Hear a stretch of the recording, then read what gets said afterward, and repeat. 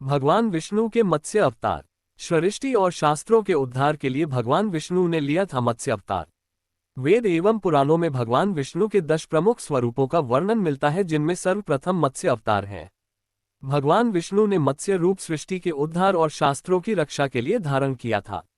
आइए इसी के बारे कुछ जानना चाहेंगे कि भगवान विष्णु ने आखिर क्यों लिया था मत्स्य अवतार और कैसे उन्होंने किया था संसार का उद्धार। भगवान विष्णु के प्रथम अवतार से जुड़ी कथा यहाँ से प्रारंभ होती है। भगवान विष्णु को सृष्टि का पालनहार अथवा संचालक माना जाता है।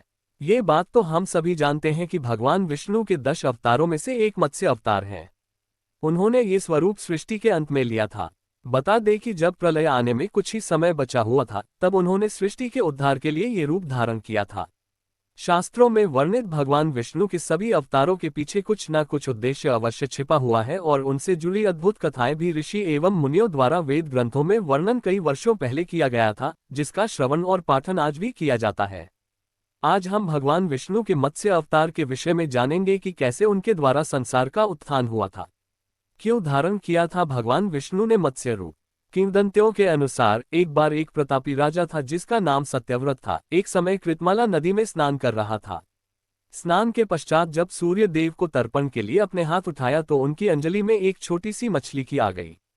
राजा सत्यव्रत ने मछली को पुनः नदी में छोड़ दिया, लेकिन तभी मछली बोली कि राजन, में इस जल में बड़े बड़े जीव रहते हैं जो छोटे जीवों को मारकर खा जाते हैं, कृपया मेरे प्राणों की रक्षा करें। तब सत्यव्रत के हृदय में उस मछली के लिए दया उत्पन्न हुई और वह उस मछली को अपने कमंडल में रखकर अपने घर ले आया।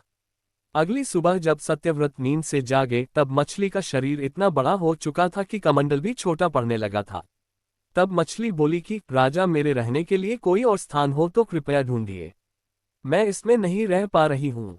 तब सत्यव्रत ने मछली को कमंडल से निकालकर पानी के बड़े मटके में रख दिया। रात भर बाद मटका भी मछली के लिए छोटा पड़ने लगा। ऐसा करते करते मछली का आकार इतना बड़ा हो गया कि उसे सरोवर में डालना पड़ा। कुछ समय बाद वह इतनी बड़ी हो गई कि सरोवर भी उसके लिए छोटा पड़ गया और उसके बाद उसे समुद्र में डाल दिया गया। आश्चर्य की बात यह थी कि विशालकाय समुद्र की मछली के लिए छोटा पड़ गया। तब सत्यव्रत ने बड़े ही विनम्र स्वर में पूछा कि आप कौन हैं, जिन्होंने सागर को भी डुबो दिया है। तब भगवान विष्णु ने उत्तर दिया कि मैं हयग्रीव नामक दैत्य के वध के लिए आया हूँ, जिसने छल वेदों को चुरा लिया है और उसके कारण जगत में चारों ओर अज्ञानता और अधर्म फैल गया है। भगवान विष्णु आगे कहा कि आज से 7 दिन के बाद पृथ्वी पर प्रलय आएगी और वह समय बहुत ही भयानक होगा। संपूर्ण पृथ्वी जलमग्न हो जाएगी, जल के अतिरिक्त यहाँ कुछ भी नहीं बचेगा। तब आपके पास एक नाव पहुंचेगी और उस समय आप सभी प्रकार के जरूरी अनाज, औषधि, बीज एवं सप्तऋषियों को साथ लेकर उस नाव पर सवार हो जाएं। मैं उसी समय आपसे फिर मिलूंगा।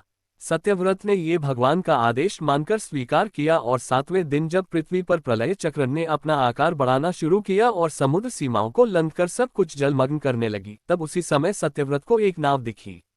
आदेशानुसार सत्यव्रत ने नाव में सप्त ऋषियों को नाव में सम्मानपूर्वक चढ़ाया। 7 महत्वपूर्ण अनाज, औषधि को भरकर सत्यव्रत भी उसी नाव पर सवार हो गया। सागर के वेग के कारण नाव अपने आप चलने लगी। चारों ओर पानी के अलावा और कुछ नहीं दिखाई दे रहा था। इसी बीच सत्यव्रत को मत्स्य रूप में भगवान दिखे और श्रीहरि से आत्मज्ञान पाकर सत्यव्रत और सप्तऋषि धन्य हो गए। जब प्रकोप शांत हुआ तब भगवान ने हयग्रीव का वध कर सभी वेद वापस छीन लिए और ब्रह्मा जी को वापस सौंप दिए। इस प्रकार भगवान विष्णु ने मत्स्य रूप धारण कर वेदों का उद्धार किया तथा प्राणियों का कल्याण किया। ये कथा आपको कैसी लगी, लाइक कीजिए और कमेंट कीजिए और चैनल को सब्सक्राइब अवश्य कर दीजिए। ओम नमो भगवते वासुदेवाय नमः।